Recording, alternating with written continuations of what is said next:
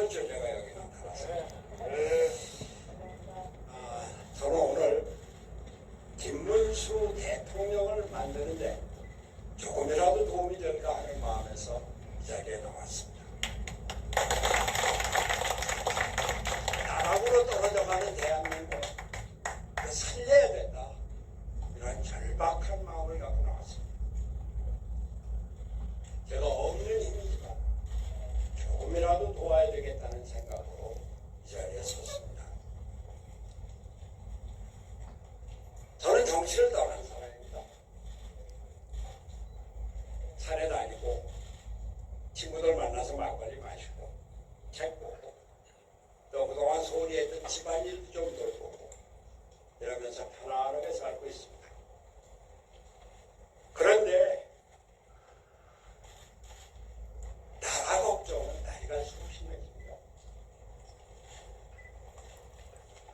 아닌 밤에 홍두깨로 계엄이 선포되고 나라는 전체 탄핵 국면으로 주중수가 대통령은 파면되고 다시 대선까지 왔습니다. 경제 피크 코리아로 지금 낭떠러지로 떨어지고 있습니다.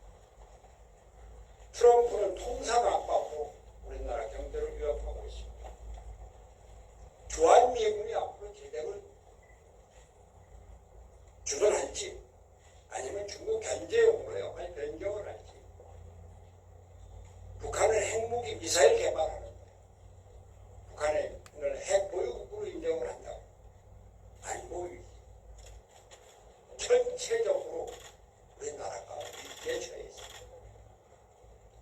지금 대선판이 진행되고 있는데 죄송한 말씀입니다만 세상에서는 지금 이재명이 대통령 다 된 것처럼 얘기를 하고 있습니다. 이재명 대세론이 이 세상을 휩쓸고 있는 게 그런 식입니다. 그런데 과연 이재명이 이 위기에 대한민국을 구할 수 있습니다. 10만원 호텔 경제로 커피가 원가가 120원인데 편의점에서 만원 받아요. 지역 화폐로 경제를 살릴 수 있습니다. 기업을 살리겠다고 첨단 산업 강국을 만들겠다고 하면서 노란봉투법 이걸로 기업을 활성화시키겠다고 반도체 특별법을 만든다고 하면서 52시간 노동규제 전혀 손대지 않고 우리나라 첨단 산업 강국 만들겠다고 안모를 얘기합니다만 저는 정말 깜짝 놀랐습니다. 제가 경기도지사를 하지 않았습니까? 경기도 공무원들한테 들은 얘기인데 이재명이 경기도 도지사 4년 하는 동안 평택 미군 기지, 미이사단, 7공군 아무데도 한 번도 안 갔다는 거예요. 이런 사람이 미국하고 협상을 하고 대한민국의 안보를 시킬 수가 있습니까? 참으로 걱정입니다.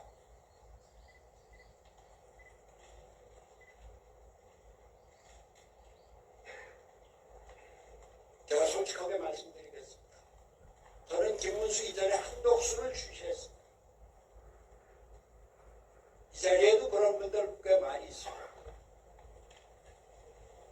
당장 트럼프가 집권해서 관세 폭탄하고 통상 위기가 왔는데 이거 누가 관리할 겁니까? 주한미군 철수위협, 북한의 핵무기협, 한미동맹, 안보위기를 누가 관리할 것인가?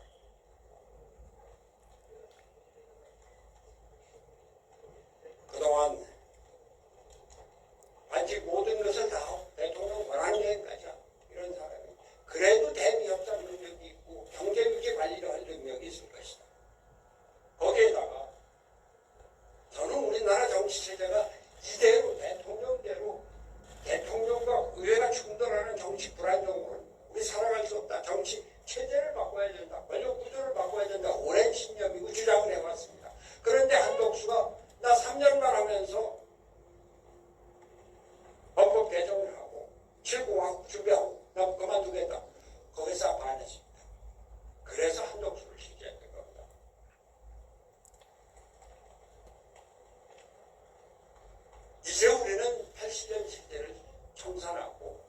공화국을 만들어 나가야 됩니다. 그 준비를 해야 됩니다. 그 준비를 해야 되는 것이 지금 우리가 겪고 있는 대통령 선거입니다. 그러나 여러 가지 과정 말씀드리겠습니다. 어쨌건 단일화 과정에서 우리 김문수가 승리했습니다. 대단한 사람이에요. 이 김문수의 의지, 아주 놀라운 집권 의지, 그것을 뚫어내는 추진력. 사실 제가 김문수를 잘 알지만 몰랐습니다. 김문수가 단일 후보로 사실상 단일 후보가 확정이 되고 그날 오후에 저한테 전화를 했습니다. 도와주십시오. 선대위원장을 맡아주십시오. 나는 그야말로 여기까지다. 내가 하려고 하지 않을까. 그 한쪽에는 사실 김문수에 대한 탐탁하지 않은 감정이 남겨져 있었습니다. 그런데 이제 대선 열이틀밖에 남지 않았습니다.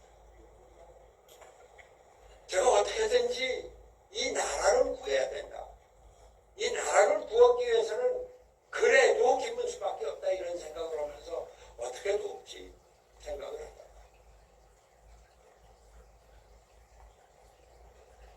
어제 저녁에 YTN 방송에서 대담을 하고 그리고 생각을 했습니다. 이렇게 이재명한테 정권에 가서 나라를 맡길 수는 없다. 김문수가 경기도지사 잘하고 청렴 결백하고 아주 직선적이고 그리고 확고한 의지를 갖고 있는 김문수밖에 없다. 덮지 말고 이제는 할 수도 없다. 어제 밤에 결정을 했습니다.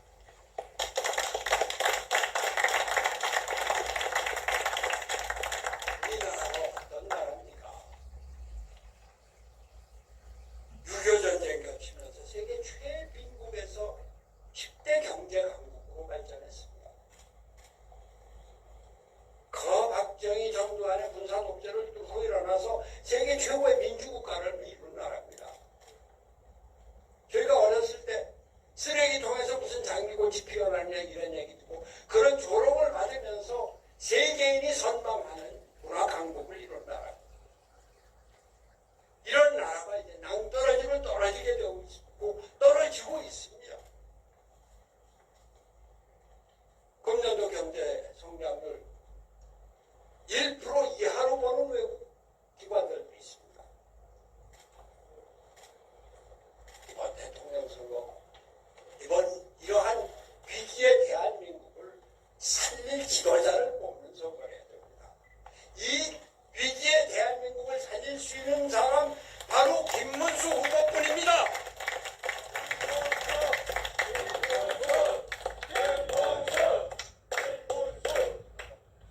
김문수 후보 본인이 좀 아까 말씀하셨습니다만 경기도지사 제 후임입니다. 사실 그때 두 번이나 불러서 정말 경기도지사 안 할래. 처음에는 망설였어요. 얘기가 경기도지사 잘하는 것하고 정치력은 좀 다르네요. 형님 보니까 제가 경기도지사는 잘한다는 평가를 받았는데 그 당시 대통령 예비 후보로 김진영과 박근혜 손학규 중에 손학규가 제일 꼴찌니까 그것도 한참 떨어져서 그 얘기를 하는 거예요.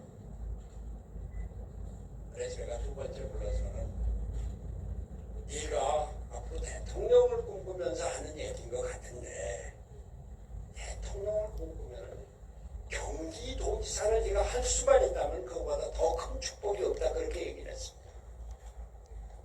경기도는 대한민국의 축소판은 없는 것이 없는 데다가 국방 안보 이건 그러니까 도지사에 관한 업무는 아니지만 대한민국 화력의 70% 80%가 경기도에 몰려있다.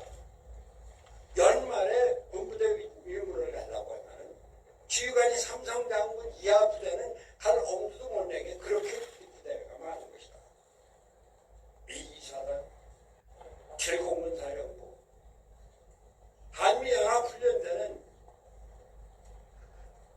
이광규 대장이 때 연합사령관을 했는데 그분하고 같이 포천이죠. 동두천에 직접 그 훈련을 참관을 하면서 미 이사단 그 상황실에도 들어가 본 사람. 그런 얘기를 해주고 여하튼 노지사를 했는데 노지사 잘했습니다. 판교 테크노밸리 기획하고 기공식은 제가 했습니다만 그걸 완성을 해서 지금 700조, 800조 매출이죠. 그거를 8년 동안 완성 확장시킨 게 바로 김문수입니다. 수원의 광교 신도시 있죠. 지방자치단체가 신도시를 만들게 겁니다. 근데 제가 기억했는데 그걸 완성해서 지금 아주 최고의 주택단지로 만든 게 김문수입니다. 주한미군 동두천에서 철수해서 어디 갈 데 없을 때 평택에 500만 평을 만들어서 여기 국제도시를 만들겠다. 지금 평택의 국제신도시 미군기지 세계 최고의 세계에서 가장 좋은 미군기지가 됐습니다. 그걸 완성한 것이 바로 김문수입니다. 그것을 필요해서 평택의 반도체 클러스터 있죠.